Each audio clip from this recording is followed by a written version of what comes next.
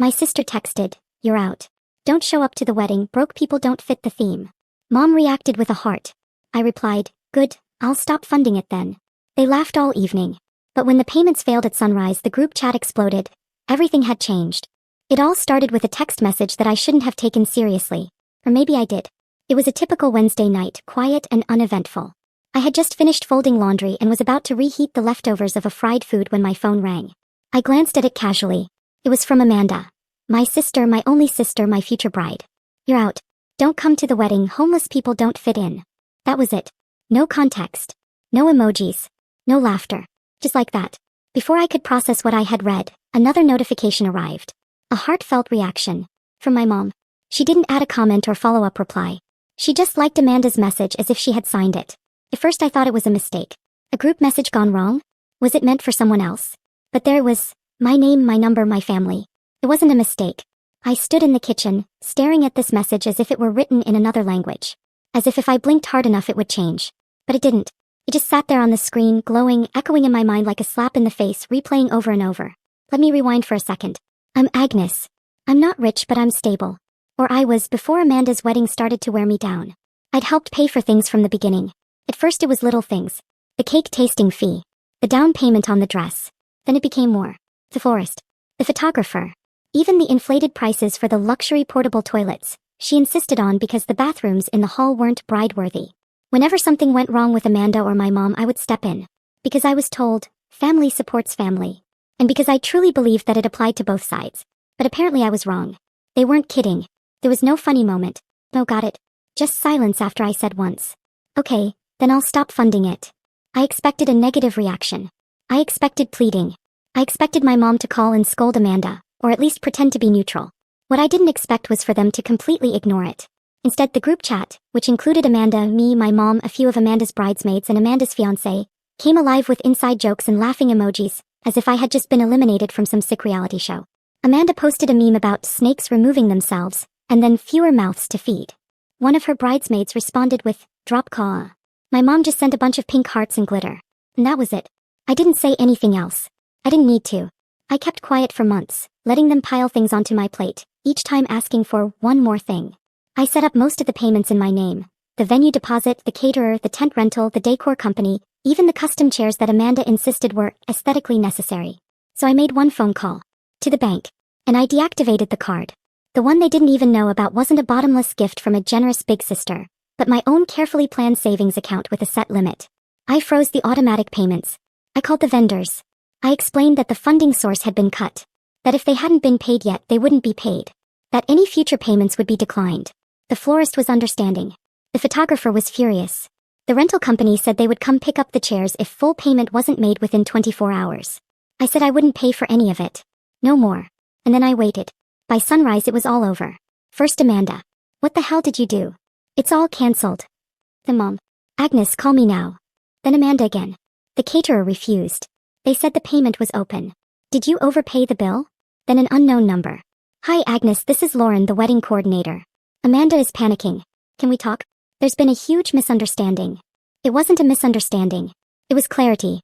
Neither of them realized that everything they took for granted, the entire foundation of Amanda's dream wedding, had been built on me.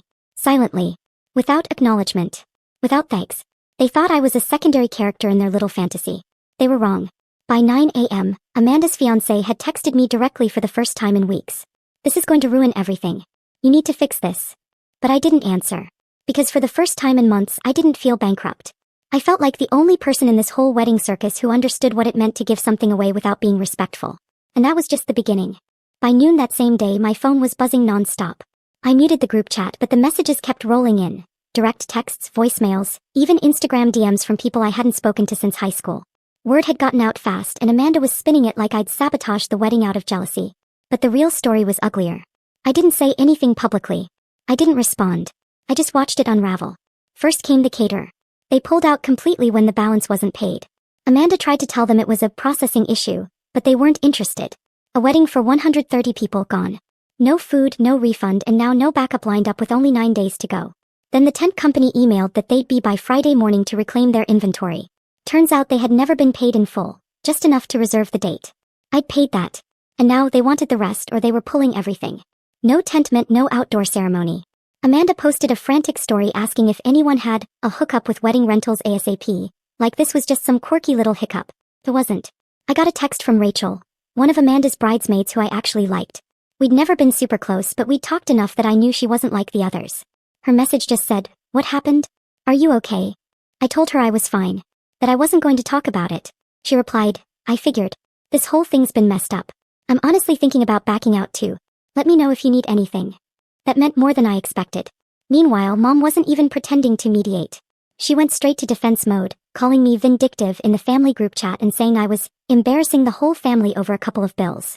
As if she hadn't been the one asking me to spot this one thing real quick, every week since March. I didn't argue. I didn't correct her. They had made their choice. And then the real damage started. Amanda's fiancé Derek called me, which was bold considering he'd barely said 2 words to me since the engagement party, where I paid for the open bar because he forgot his wallet. He didn't yell. He sounded tired. Like someone who realized the house he built was made of paper. He said, "I didn't know you were covering all that.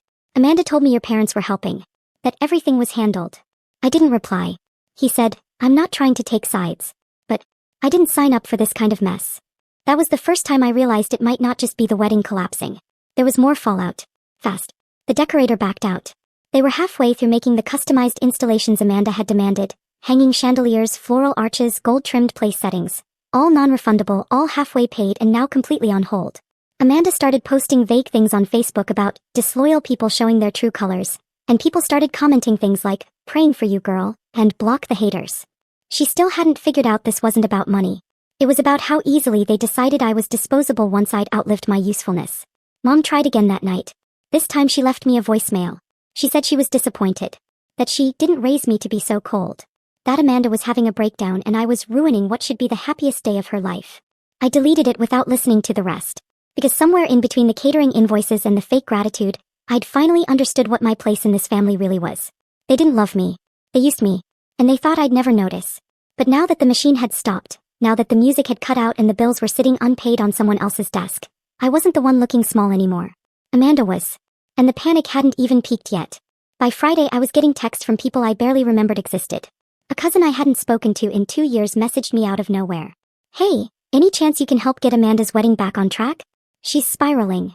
Another bridesmaid sent a voice note I didn't bother opening. I didn't owe them that. Then Rachel, the only one who'd shown any decency so far, texted again. "It's getting bad. You should see the group chat without you." I asked what she meant. She told me Amanda had made a new chat after kicking me out of the original one. Said it was too toxic with Agnes in there, like I was the one who dropped a grenade into her wedding. But apparently, Amanda was unraveling in it, blaming vendors, blaming her planner, even blaming Rachel who had done nothing but try to calm her down. By noon, Rachel had officially backed out as a bridesmaid. Said she was done with the drama and wouldn't be attending the wedding at all. I thanked her quietly and didn't ask for details. She didn't owe me an explanation. Meanwhile, Amanda was still trying to pull things back together. She launched a GoFundMe. I almost laughed when I saw it. The title was, "Help Us Save Our Dream Wedding Ring Sparkles." The description made it sound like some tragedy had happened. Due to unexpected betrayal by a family member, we've lost critical funding days before our ceremony. Any help is appreciated. She didn't name me, but the subtext wasn't subtle. She played the victim so well she even started getting donations. People who didn't know any better were leaving comments like, "So sorry you're going through this," and sending prayers. "Don't let toxic people ruin your moment." That word kept coming up. I hadn't told my side of the story to anyone. Not once. I didn't post about it. I didn't vent. I just turned off the faucet and watched how fast the garden withered. And it got worse. That night, I got a call from my Aunt Julia, one of the few people in our extended family I still had some connection with. She was always neutral. Always kept to herself. But this time she didn't. She said, "I'm sorry. I just found out what happened. Amanda's been spinning lies to everyone. She said you canceled things out of spite." I asked her what she thought. She said, "I think you've been carrying them all for years and they noticed only when you stopped." She told me she wasn't going to the wedding either. Said she didn't want to support a celebration built on manipulation. That hit me harder than I expected. Not because I needed the validation but because someone finally saw it clearly without me having to explain. I hadn't been asking anyone to take sides. I just wanted someone to stop pretending everything was normal. And just when I thought I'd seen it all, Derek's mom called me. Yes, Derek's mom. I'd only met her once during the engagement dinner. She was polite if a little stiff. But now she sounded panicked. She said, "I need to ask you something. Did Amanda really have you paying for the wedding? All of it?" I told her yes. She went quiet for a second and then said, That's not what she told us. She told us it was all taken care of by your parents. She even said you were the maid of honor because you insisted on it. I wasn't the maid of honor. Never was. Amanda gave that role to one of her sorority friends because she thought it would look better in photos. Derek's mom sighed and said, I don't want to get in the middle of this, but my son is marrying someone who's lied about almost everything. I thought you should know he's having second thoughts. I didn't say anything. I just thanked her for calling. After we hung up, I sat on the edge of my bed and realized something. This wasn't just about a wedding anymore. This was about all the cracks that had been hiding behind white tablecloths and Pinterest boards finally breaking open. And I had stopped being their human glue stick. Amanda thought she was punishing me by excluding me from her wedding. But she had accidentally pulled the pin on her own grenade. And she was the one still holding it. Only a week left. Saturday morning, I woke up to no new messages. Not from Amanda. Not from Mom. Not even from strangers trying to guilt me into fixing things. It was quiet. Unnaturally quiet. I thought maybe they'd given up. Maybe the GoFundMe saved them or Derek's family stepped in. But then I got a text from Rachel. You're not gonna believe this. Derek left. Just that.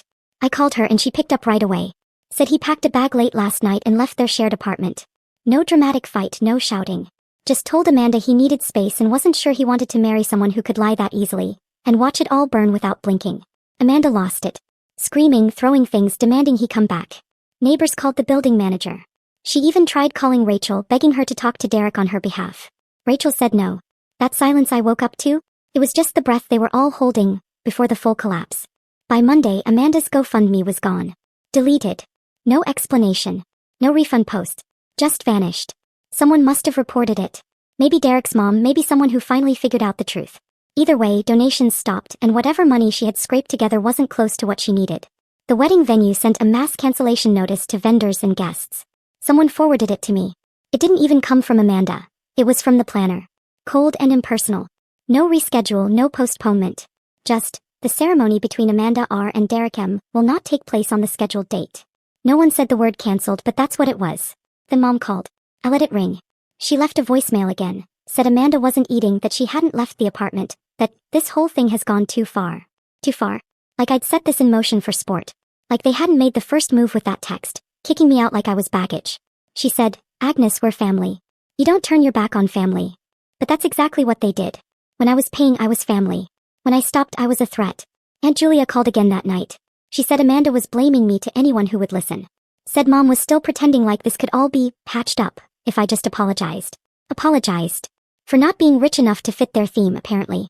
That was the night I blocked both of them. Mom and Amanda. Gone from my phone. Gone from my inbox. Gone from anything I could control. Not out of spite. Out of survival. 3 weeks passed. I didn't reach out. Didn't unblock. Didn't explain myself to anyone. I stayed quiet and let the silence do the talking. Amanda never rescheduled the wedding. Derek moved in with his brother across town. I heard through Rachel that he'd returned the ring. No dramatic speech. Just left it on the coffee table and walked out. Their engagement photos were wiped from Instagram. The wedding website went offline. The girl who used to post 5 stories a day with countdown timers and champagne emojis disappeared completely. I checked once just to see. Amanda's profile was private now. Probably flooded with questions she couldn't answer. Mom didn't try again. Not once. I think she expected me to come crawling back like I always did. But this time I didn't. Because something inside me had finally snapped into place. Not broken but locked. Like a door I should have closed years ago. Aunt Julia and I had dinner one night. She slid an envelope across the table. Inside were receipts, copies of the checks I'd written, screenshots of my transfers, a full breakdown she'd quietly gathered. She said, you might need this one day. Not for revenge. For clarity. I nodded. I tucked it away. Not to use but to remember. Rachel texted me sometimes. Just funny stuff, memes, random updates. She invited me out once and said, you deserve to be around people who don't need something from you to treat you like you matter. I went. It was the first time in months I laughed without checking my phone. No wedding. No apology. No resolution. Just peace. The kind that only comes when you stop chasing people who celebrate you when you're useful and erase you when you're not. And that text, the one that started it all? I never deleted it. Not to hang on to the hurt. But to remind myself what it cost to finally walk away.